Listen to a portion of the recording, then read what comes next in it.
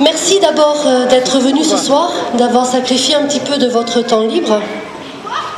Je suis ravie de vous rencontrer en ce début d'année. Et avant toute chose, au nom de l'ensemble du conseil municipal, mais oui Stéphane, viens donc me voir, viens Michel, viens.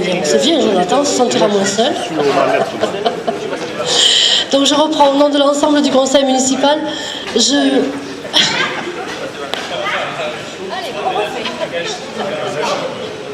Il y a ta place. Groupir, tu y es pas. Groupe. Non, tu y es pas dessus. Voilà, là vous êtes beau. Vous êtes beau, tu ferais mieux de venir avec nous déjà, ça serait bien. Bon, donc je reprends. Bonsoir à tous, merci d'être venus et d'avoir sacrifié un peu de votre temps. Au nom de l'ensemble du conseil municipal, je vous présente d'abord mes meilleurs vœux pour cette nouvelle année. Je vous souhaite une bonne santé avant tout, une meilleure santé pour ceux qui sont ennuyés en ce moment ou qui l'ont été, et puis du courage surtout si ces ennuis durent un peu plus longtemps. Je vous souhaite aussi un bel épanouissement dans votre vie personnelle, affective, sociale, professionnelle. Et je vous souhaite surtout d'être heureux, tout simplement, et de continuer à faire des rêves et des projets, et de pouvoir les réaliser. Ça peut paraître paradoxal de parler de bonheur dans cette période tumultueuse que nous traversons. C'est aussi un pied de nez et une façon de résister face aux différentes menaces, pressions et violences qu'on veut nous faire subir. Je ne vous cacherai pas, 2017 commence dans un contexte difficile à plusieurs niveaux. Difficile au plan de la sécurité, puisque malheureusement, vous le savez, la menace terroriste est bien présente encore aujourd'hui, sur le sol français comme ailleurs. Et ça n'est pas un changement de président de la République dans quelques mois qui va effacer cette menace, quoi qu'en disent certains. Difficile au plan socio-économique, nous avons eu un exemple très local et très récent, 2 mois et demi de grève à la clinique de Lormeau. Je ne veux pas polémiquer sur les raisons ni sur les moyens de cette grève. Simplement, je suis certaine que quand une équipe médicale ou paramédicale est capable de se mobiliser pendant 2 mois et demi, en sachant pertinemment que les premiers pris en otage sont les malades, c'est que le malaise est profond et qu'il faut l'entendre. Alors le secteur de la santé, bien sûr, n'est pas le seul concerné. Les Hautes-Pyrénées ne sont pas non plus le seul département concerné. Mais ce malaise grandissant est inquiétant à mon avis. Et puis année difficile sur le plan politique, citoyen. Vous le savez, depuis le 1er janvier 2017, la communauté de communes du canton d'Aussin n'existe plus. Visquère fait désormais partie de l'intercommunalité nouvelle, à savoir la communauté d'agglomération Tarbes-Lourdes-Pyrénées, nouvellement créée. Là non plus, je ne veux pas revenir sur les circonstances plus que discutables de la création de cette intercommunalité, ni sur les raisons de notre opposition, vous les connaissez.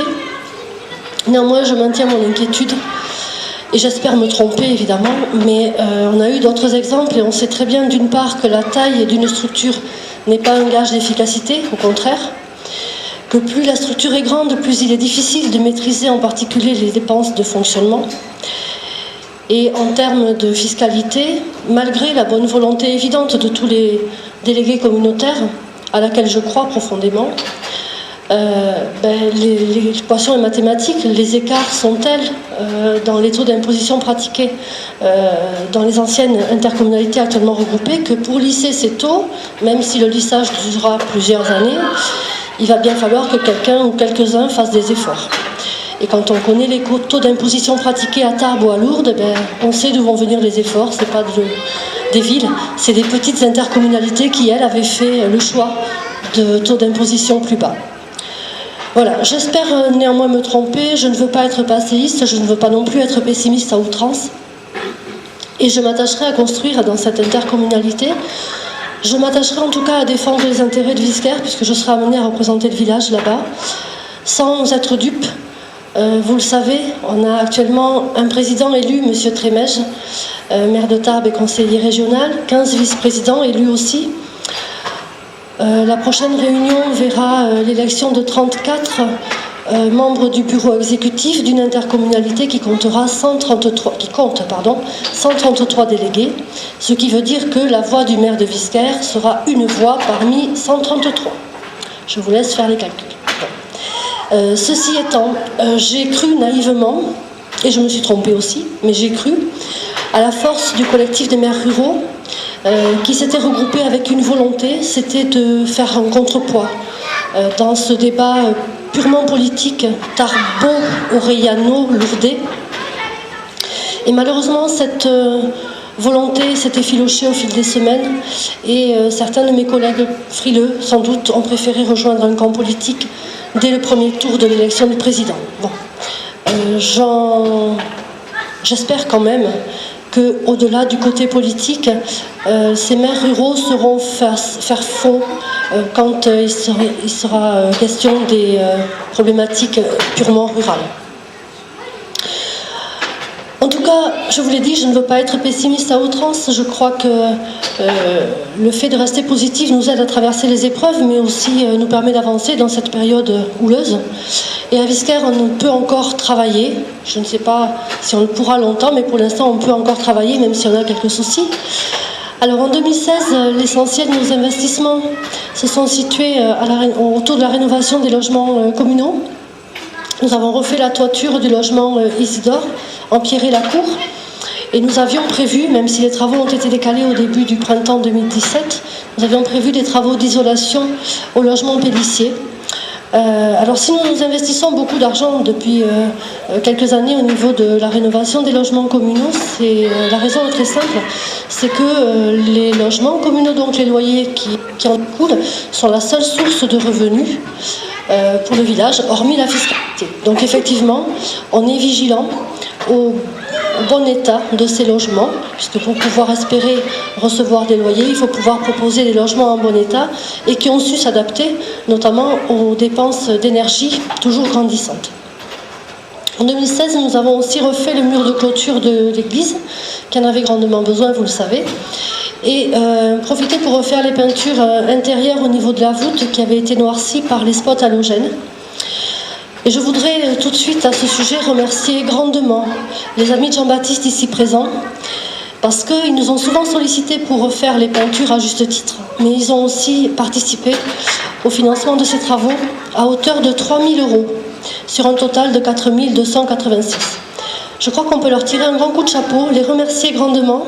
Ils n'étaient pas obligés, vous en doutez, les dépenses d'investissement de l'Église font partie intégrante des dépenses communales et sont à la charge intégrale de la commune.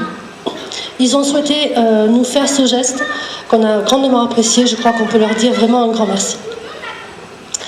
En 2017, vous l'avez vu dans l'écho du chêne, l'essentiel de nos travaux, de nos investissements sera consacré au réaménagement de cet ensemble ici, mairie, salle des fêtes et place du village.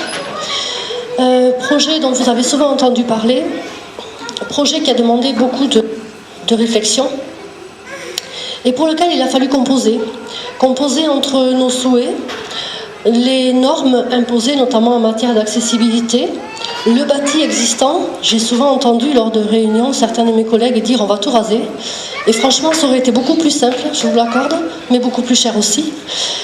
Et donc il a fallu aussi composer avec nos finances et on a essayé de prendre en compte les souhaits des associations. Alors, on vous a mis un projet dans l'écho du chêne, mais je sais bien que sur un A4, il est difficile de s'approprier ce projet-là. Donc je vais essayer de reprendre avec vous les points clés et les changements notoires qui vont avoir lieu. Donc au niveau intérieur, le problème essentiel, c'était l'accessibilité au niveau de la mairie, notamment de la salle du conseil et du bureau du maire, de la bibliothèque. Alors, on avait deux possibilités, soit mettre un ascenseur, qui a un coût d'investissement non négligeable, mais surtout un coût d'entretien qui nous a fait réfléchir à 3 fois. Et autre possibilité, c'était déplacer la salle du conseil et le bureau du maire au rez-de-chaussée, puisqu'on a pu trouver une solution intermédiaire pour la bibliothèque. Donc on a choisi cette deuxième solution, sachant que du coup la bibliothèque va rester au 2e étage, mais un système d'interphone et un aménagement intérieur permettra aux personnes qui ne peuvent pas monter les 2 étages d'être accueillies en bas, au rez-de-chaussée, dans un espace aménagé au niveau de l'actuel secrétariat. Le bureau du maire et la salle du conseil vont être déplacés dans l'actuelle salle du foyer, qu'on a pour le coup partagée. Alors, On a modifié, et pour arriver à un espace partagé en 2 tiers, 1 tiers à peu près. Donc 2 tiers sera consacré à la salle du conseil dans laquelle on intégrera le bureau du maire, puisqu'en principe, si le maire est en conseil municipal, il ne reçoit personne dans son bureau.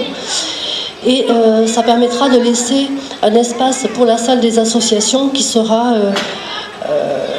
permettra d'accueillir une 20aine de personnes quand on le colle avec l'espace du bar.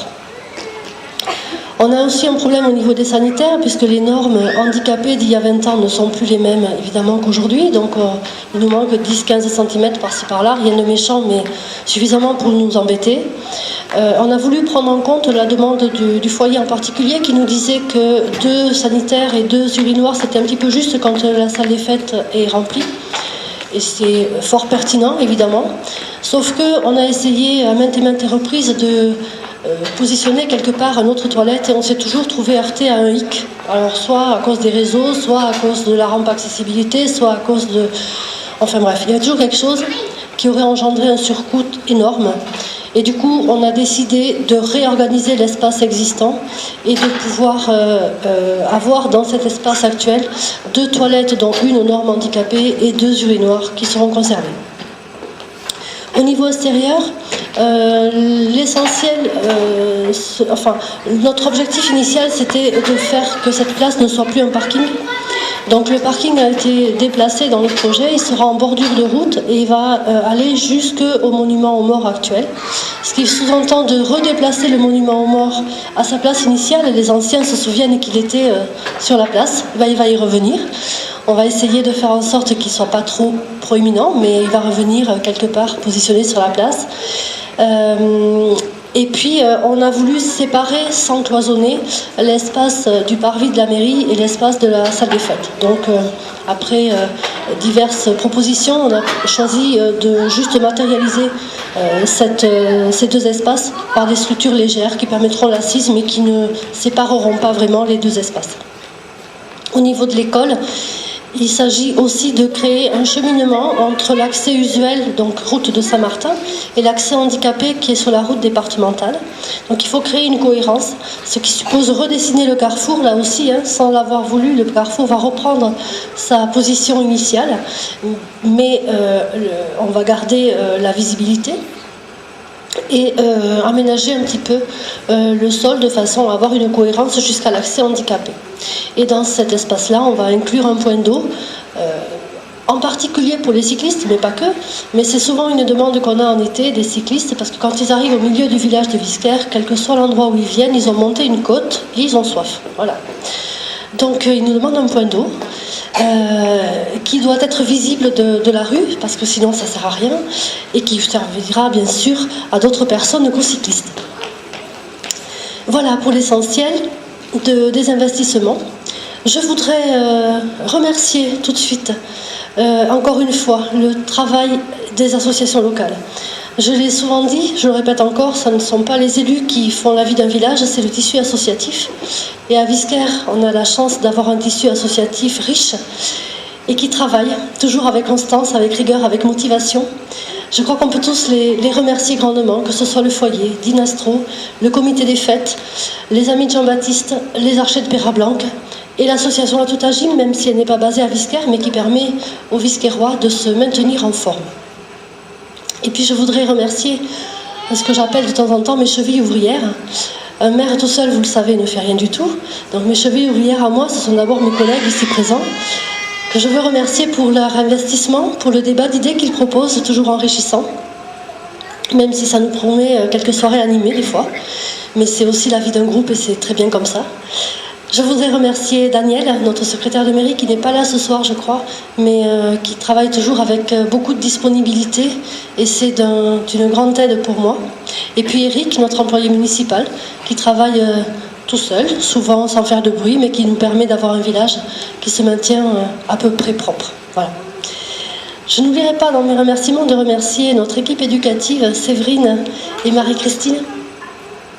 On a la chance à Visquer d'avoir d'une part une école à taille humaine, on en parlait tout à l'heure, et une enseignante et une ATSEM toujours souriante, motivée, disponible, et qui s'attachent tous les jours à transmettre des valeurs de respect, de tolérance, à nos enfants, au-delà des valeurs éducatives. Je crois que je ne sais pas si on prend tous les jours conscience de cette chance-là, mais je crois que voilà, c'est important de le ressouligner aujourd'hui. De l'avis unanime des enseignants de second degré, ils vous diront tous que quand ils arrivent en sixième, en général, il y a bien sûr des particularités, mais les enfants venant des écoles rurales ont un meilleur niveau que les enfants qui viennent des écoles urbaines. L'explication est très simple, c'est plus facile entre guillemets, parce que rien n'est facile à l'heure actuelle et surtout pas d'être enseignant, mais bien sûr que c'est plus facile de travailler avec un groupe de 20 enfants et dans une cour de récréation où ils sont 60 à la cantine, alors qu'en ville, on a des groupes de 25-30 enfants et des cours de récréation où ils se côtoient à 300, bien sûr. Néanmoins, il n'en reste que la tâche d'enseignant est difficile. De plus en plus aujourd'hui, je crois qu'on peut leur tirer un grand coup de chapeau et moi je souhaite une longue vie. J'espère vraiment que cette école pourra durer longtemps à Visquer et que le RPI pourra vivre longtemps. Voilà. Pour terminer, je voudrais juste vous souligner que Visquer est un village qui se porte plutôt bien, puisque l'an dernier, nous avons accordé 7 permis de construire. Alors, tous ne sont pas des constructions nouvelles, il y a eu aussi des rajouts de vérandas ou autres dans des constructions existantes, mais quand même, on a 3-4 familles nouvelles qui vont arriver bientôt au village. Pour certains, c'est une découverte totale. Pour d'autres, c'est un recours au bercail. Après... Jonathan, ici présent, Marie Ducot, Lucie Pontier, Lucie Assuer, je ne sais qui j'oublie encore. C'est au tour de Nicolas Bourriette de revenir au village et Lionel Noguet qui sera visquérois aussi dans quelques temps. On a aussi accueilli 3 nouvelles familles, 4 parce que j'ai oublié, mais à culpa, je ne sais pas s'il y a quelqu'un ici de la famille Bertrand, mais j'ai oublié lamentablement de mentionner le retour de Stéphanie et Hugo, son petit garçon, à Visquer. Parce que Stéphanie, pour moi, elle a toujours été visquéroise et du coup, j'ai même oublié qu'elle était partie à Toulouse. Donc, elle est revenue, Stéphanie, avec son petit garçon qui fréquentera l'école l'an prochain. 3 nouvelles familles visquéroises, la famille Olmière, pour qui c'est aussi un recours aux sources, et 2 familles en location. C'est aussi ça, la vie d'un village, les logements en location qui permettent un renouveau.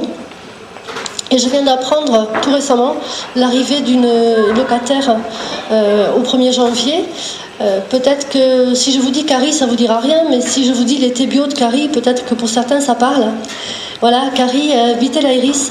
Elle fait les marchés, elle vend des thés, des tisanes bio, des épices. Et si vous avez été chercher vos enfants à l'école de l'Iris il y a quelques années, vous avez peut-être vu un petit fourgon beige où il y avait marqué l'été bio de Carrie sur la place du village. Donc elle est aujourd'hui visquéroise, Carrie. Et donc on souhaite bien sûr la bienvenue à tout le monde, comme on souhaite aussi la bienvenue à Augustine ici présente et Lucas qui nous a fait une petite cérémonie tout à l'heure. Voilà, ce sont les 2 petits bébés de l'année 2016. Et puis je souhaiterais aussi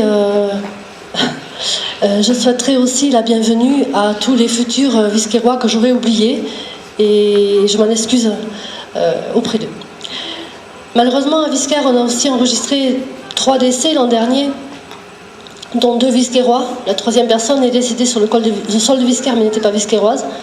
Mais 2 visquérois nous ont quittés, Mario Pidoli et Claude Dubarry. Donc je voudrais renouveler mes condoléances à leur famille. Et je crois que j'ai fait à peu près le tour, donc je ne sais pas si j'ai oublié quelque chose, mais j'ai beaucoup parlé.